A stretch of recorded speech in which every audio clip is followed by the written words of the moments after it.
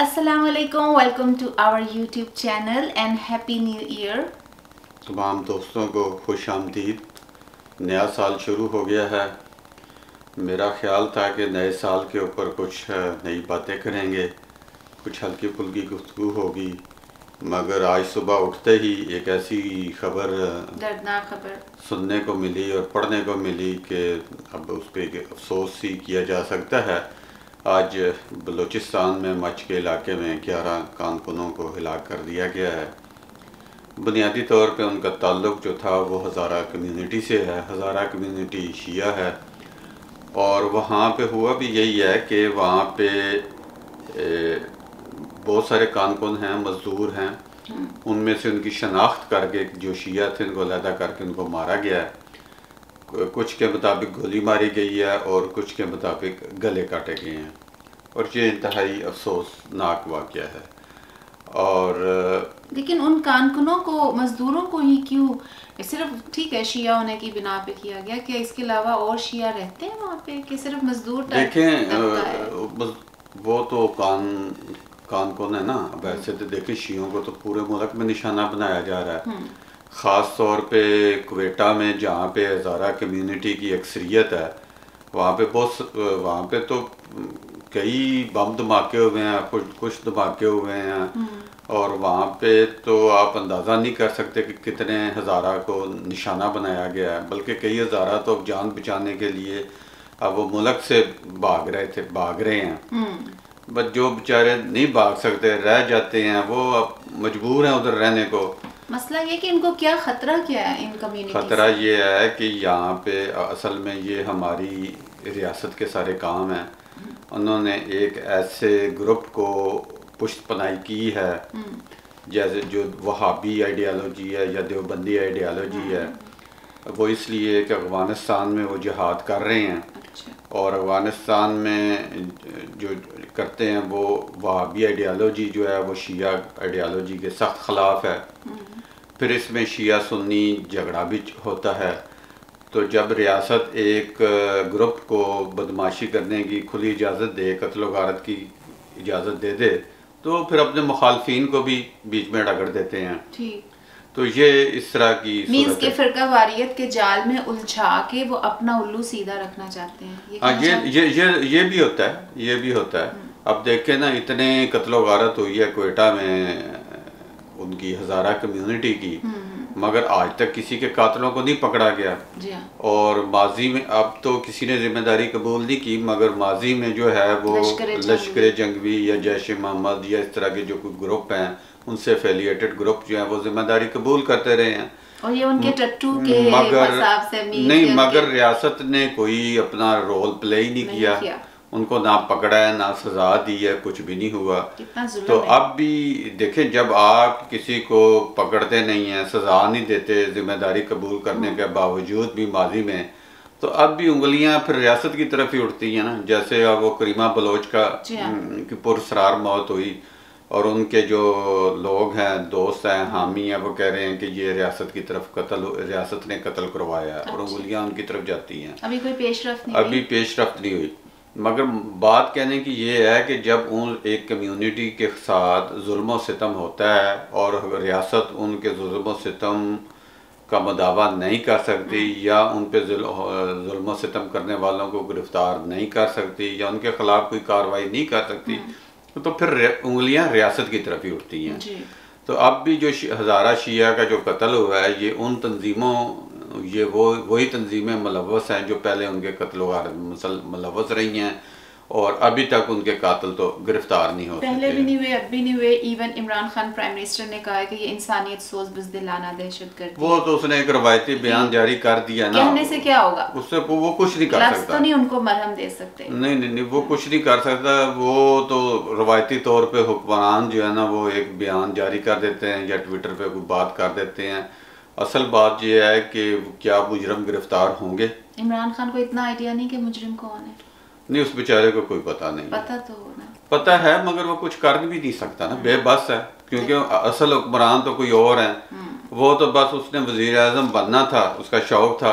वो जैसे बच्चा जिद नहीं करता कि मुझे वजीर आजम बनाओ, तो वो वजीर आजम बन गया। अब उनसे चौके छिक्के नहीं लग अब रहे। वो कुछ भी नहीं कर सकता, ना उसे कोई पता है ना कोई सेंस है। वो अब 2-2.5 साल बाद कहता है कि जी वो क्या होना चाहिए, तजर्बा होना चाहिए, पहले ट्रेनिंग होनी चाहिए। अच्छा, ये कहते हैं अब उसने ये कहना शुरू कर दिया भाई 2-2.5 साल के बाद तुमने ये, उससे पहले वो बड़के मारता था।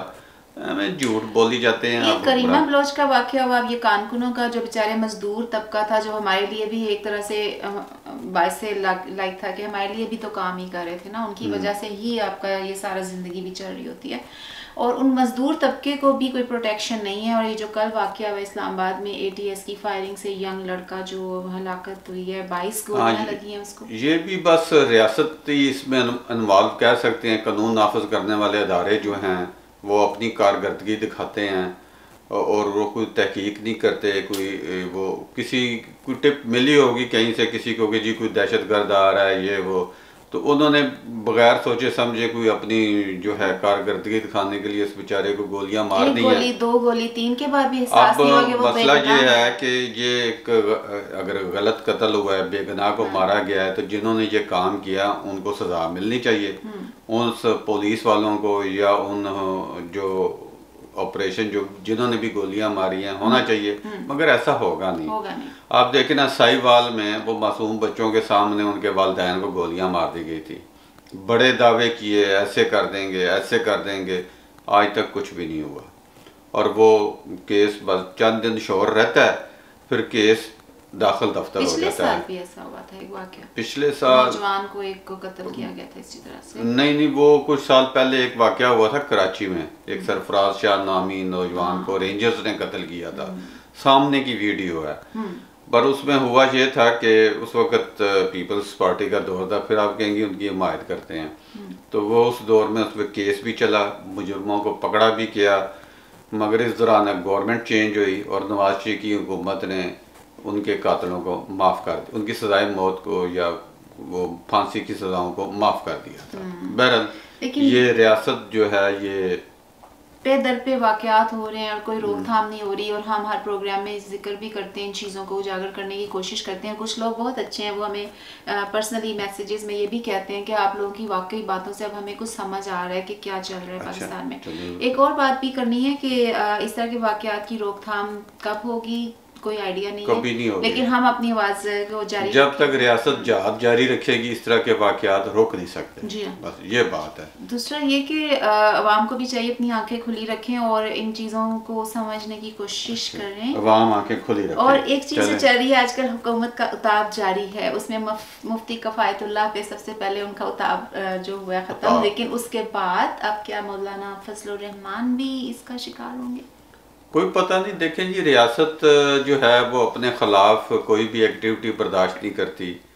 बुनियादी तौर पे मौलाना फजलुर रहमान जो है वो उन्होंने सियासी इत्तेहाद बनाया है 2 जमातों के साथ मिल के। वो 3 सियासी जमातों ने एक इत्तेहाद बनाया है। मौलाना 3 बल्कि 4 हैं, उसमें ANP भी शामिल है। तो वो गवर्नमेंट के ख़िलाफ़ जो है जलसे कर रहे हैं और गवर्नमेंट जो है उनको बर्दाश्त नहीं कर सकती।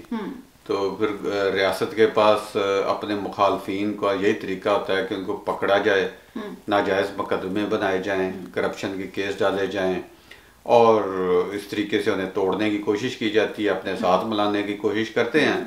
तो ये वही टैक्टिक्स हैं जो अब फजलुर रहमान के साथ किए जा रहे हैं। पहले पीपल्स पार्टी के साथ भी बहुत कुछ हुआ है, मुस्लिम लीग नवाज के भी बंदे भी वो तोड़ लेते हैं। अब वो मौलाना फजलुर रहमान चूँकि अभी तक साबित कदम है, इसलिए उन्हें अभी तक तोड़ा नहीं जा सका।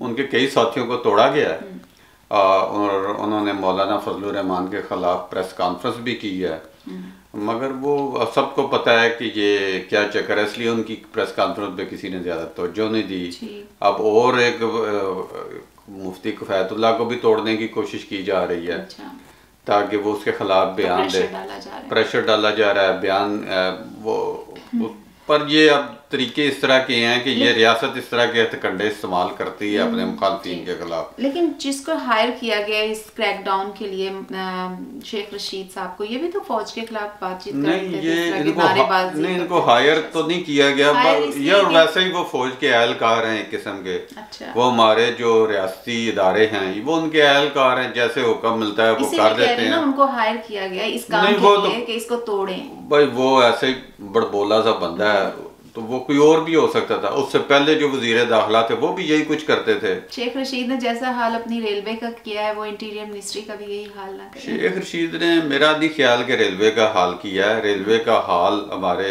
NLC जो नेशनल लॉजिस्टिक सेल है उसने बर्बाद किया है। पाकिस्तान रेलवे एक बड़ा मुनाफा बख्श इदारा था और उसकी जो मुनाफा होता था वो तो गुड्स ट्रेन से होता था। मालगाड़ी जिसे हम कहते थे, माल आता जाता था। अब वो सारा माल पाकिस्तान आर्मी के इदारे NLC ने संभाल लिया। अब जैसे आप देखें ना जी, अब वो आप सारे काम पाकिस्तान आर्मी करना चाहती है। कंस्ट्रक्शन के काम भी पाकिस्तान आर्मी करना चाहती है।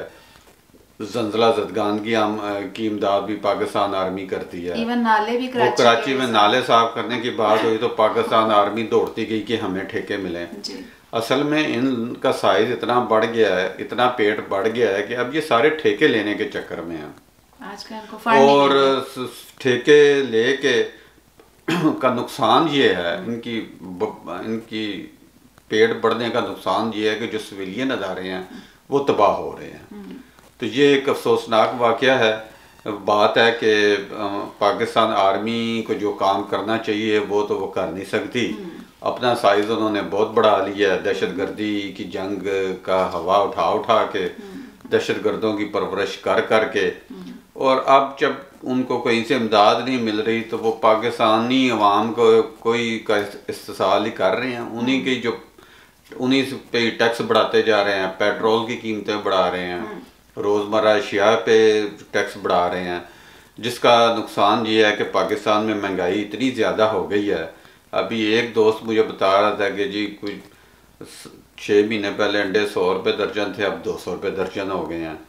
तो कोई 20 रुपए का एक अंडा है कि अब किसी को गुस्से में मारना भी हो तो सोचना पड़ता है अंडा। तो अब पॉलिटिशियंस को सूरत हाल इतनी ख़राब हो गई है, महंगाई हो गई है, फिर आपके पास बिजली है ना, पानी है ना गैस है, तो मामलात जो है पाकिस्तानी रियासत के ठीक नहीं है। ये एक कोलैप्स की जानिब जा रही है। इवन जो इमरान ने नारे लगाए थे उनमें से कोई भी पूरा नहीं हो रहा और अवाम मजीद मजीद मजीद नीचे को जा रही, ग्राफ गिरता ही चला जा रहा है। वो तो उसके नारे तो हमने पहले दिन ही कहा था झूठे नारे हैं। इसी वजह से वो तो बस हमारी अवाम भी बेवकूफ़ है, उसके जो बड़के मारता है उसके पीछे लग जाते हैं।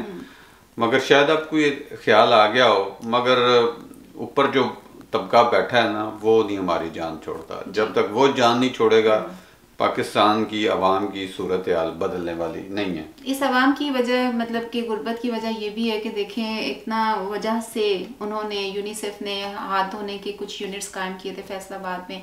कल ही उसकी खबर आ रही थी और उसकी वो टूटियां और साबुन तक उठा के ले गए। मीन्स के ना वहाँ पर कोरोना का क्या उनका कोई। देखिए जी, पहली बात यह है यूनिसेफ ने गलत काम किया है। उन्हें वहाँ पे हाथ धोने की टूटियाँ नहीं लगानी चाहिए थी। अगर कोई लगा दी थी तो उनके साथ जंजीर बांध के रखते, साबुन को भी जंजीर बांध के रखते साथ, ताकि वहाँ से कोई चीज़ ना उठाई जाती। तो उन्हें पता नहीं है, यूनिसेफ बेचारों वालों बाहर की वो पॉलिसियाँ यहाँ पे ले आते हैं और उन्हें पता नहीं होता कि यहाँ पे उनकी पॉलिसियों का अवाम क्या हशर करेंगे। ये इस तरह यूनिसेफ या कोई भी किसी भी इमदादी इदारे की तरफ से इस तरह के काम पाकिस्तानी रियासत को ठीक नहीं कर सकते। लेकिन पाकिस्तानी अवाम को भी माइंडसेट अपना पाकिस्तानी का माइंडसेट उसी वक्त ठीक होगा जब ऊपर हुक्मरान ठीक होंगे, जब उनकी पॉलिसियाँ ठीक होंगी, जब वो अवाम की फलाह बहबूद के लिए काम करेंगे तो सब चीज़ें ऐसा ऐसा ठीक हो जाती हैं। ये यूनिसेफ इदारा हो गया या यूनेस्को हो गया, ये लाख कोशिशें करते हैं, अपनी तरफ से बड़ी अच्छी कोशिशें होती हैं, इमदादी काम भी होते हैं, मगर ये सब कुछ ज़ीरो हो जाता है जब रियासत ही करप्ट है और रियासत अवाम के वसाइल ही नहीं हो रहे और कोई कानून की हुक्मरानी ना हो।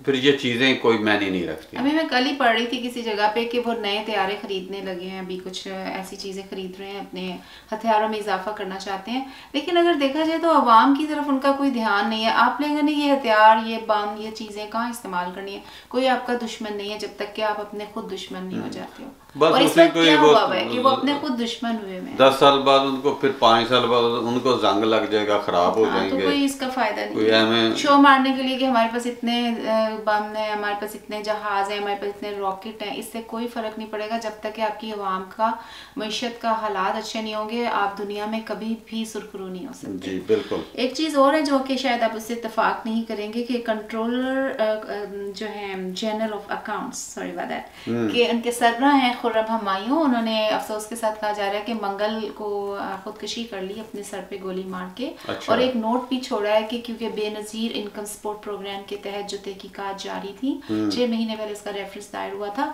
उसके अंडर प्रेशर वो नैब के हवाले से इतने ज़्यादा थे कि उनको अपनी जान लेनी पड़ गई। जी ठीक है। This is very bad. ये बड़ी देखें, अब पहली बात ये है कि आपने बेनज़ीर इनकम सपोर्ट प्रोग्राम का जिक्र किया है। ये वर्ल्ड बैंक की इमदाद से जारी है और ये तो गरीब लोगों की इमदाद के लिए।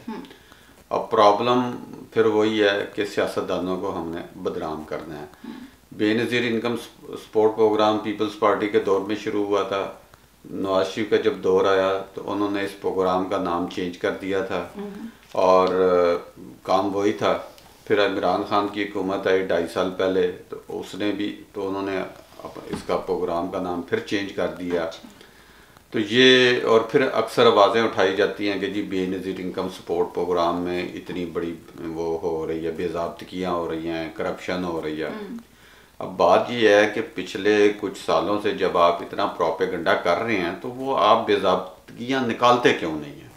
निकल नहीं सकती ना जब नहीं, आप इस तरह, निकल इसीलिए तो नहीं, बंदा नहीं जब आप निकल नहीं सकती तो फिर आप बढ़ के क्यों मारते हैं? बंदा खुदकुशी क्यों कर रहा है? नहीं, बंदा इसलिए खुदकुशी कर रहा है कि उसको कोई कहते होंगे कि कोई जली कागजात बनाओ, कुछ इस तरह का काम करो, कोई बयान दो। अब देखें जो सरकारी अफसर होते हैं वो कमज़ोर असाब का मालिक होगा, उसने खुदकुशी कर ली। कई ज़रा मजबूत असाब के मालिक होते हैं, वो सरवाइव कर जाते हैं प्रेशर, कुछ साथ मिल जाते हैं, कुछ नहीं मिलते, कुछ बेचारे घुट घुट के वो मर जाते हैं। वो इसी तरह वो उसके जरा कमजोर असाब का मालिक होगा, उसने खुदकुशी कर ली है। वो सच बोलना चाहता था, सच का गला घोंटा। भाई सच क्या उसने क्या सच बोलना है? क्या पता कोई बेज़ाब्तगी कोई नहीं हुई। बेज़ाब्तगी होती तो फिर गवर्नमेंट, वो क्यों खुदकुशी करनी थी?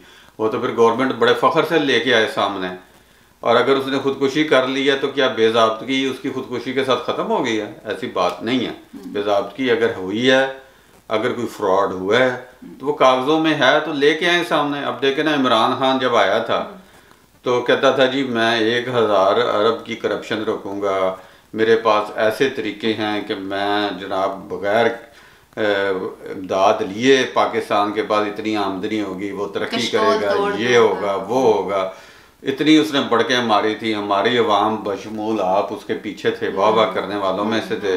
ठीक है, अब वो आ गया 2.5 साल में, एक काम भी नहीं वो कर सका। कोई करप्शन नहीं, बल्कि करप्शन उसके दौर में ज़्यादा हुई है सरकारी इदारों में। अच्छा। हाँ जी। और जो उसने रोकनी थी पता नहीं, बस अब क्या मैं उसके बात करूं, इस पे हम अलग से प्रोग्राम करेंगे। इस पे नहीं, कोई ज़रूरत नहीं है इतना टाइम ज़ाया करने की। बहुत सारे लोग उसको लान तान कर रहे हैं, उस पर बहुत लानत हो रही है। अच्छा। हमने भी अपना हिस्सा डाल दिया। बहरहाल वो चले जाना चाहिए, ना नहीं जाना चाहिए, फिर उसका फैसला तो ऊपर वालों ने करना है, जो उसके ऊपर जो उसको लाए थे। तो बाकी अवाम की किस्मत है, भुगत रहे हैं, भुगतेंगे। गरीब लोग या तीसरी दुनिया में लोग इसी तरह हुक्मरानों की गलतियों को ही भुगतते रहते हैं, बेचारे खत्म हो जाते हैं। और क्या कुछ किया नहीं हो सकता। इसलिए ज़रूरी है कि समझा जाए और उनको ही वोट दिया जाए। वोट लेने का वैसे कोई फ़ायदा तो नहीं है, क्योंकि जब आप सिलेक्टेड होते हो तो ये वोट सिस्टम मेरे नज़र में कुछ भी भाई फिर आपको फिर ये भी आपकी एक गलत फहमी है ना। आप इलेक्शन को, भाई इलेक्शन को बुरा इन्होंने ही बनाया है, तो फिर फ़ायदा क्या? जी फ़ायदा होता है ना जी, जब भाई इसी के लिए तो लोग जदोजहद कर रहे हैं। ये अमेरिका में इलेक्शन हुए हैं ना, इसका फ़ायदा आपको हो रहा है ना। इसी तरह हर जगह इसका फ़ायदा होता है।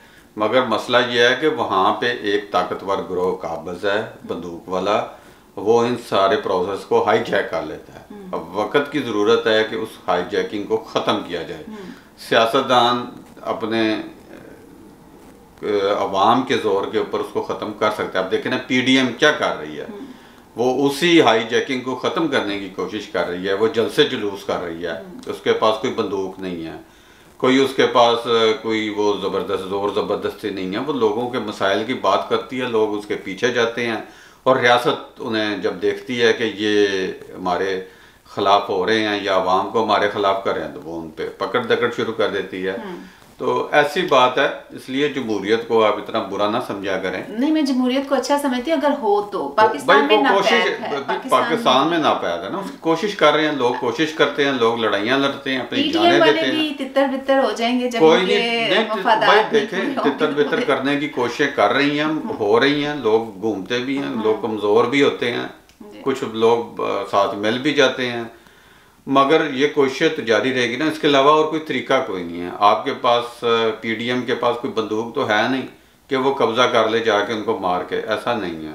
वो अपनी जदोजहद कर रहे हैं, उस जदोजहद में लोगों की जानें भी जाती हैं, लोग मारे भी जाते हैं, और ये तारीख इसी तरह ही बस चलती है। बस यही है कि एक कहना चाहिए कि एक प्लेटेड किस्म की डेमोक्रेसी है, वहाँ है तो नहीं इस तरह की, लेकिन उसके ऊपर कहा जाता है जो कि वहाँ नापैद है। मुझे तो कहीं नजर नहीं आती है, मैं तो मान नहीं सकती। क्या बात और इसके अलावा सबसे बड़ी बात यह है कि 2021 में उम्मीद है कि पाकिस्तान से कुछ अच्छी खबरें आना शुरू हों ताकि हम अपने प्रोग्राम में उनको शामिल कर सकें। ले जी दोस्तों, आज मेरा ख्याल है बहुत लानत हो गई है ज्यादा, मुझे तो लग रहा है थोड़ी हुई है। अभी तो हमने ऑडिट की बात नहीं की है, ऑडिट की बात करनी चाहिए, उन इदारों का ऑडिट होना चाहिए। चलें, लो जी, अपना ख्याल रखिएगा और thank you so much for watching our channel.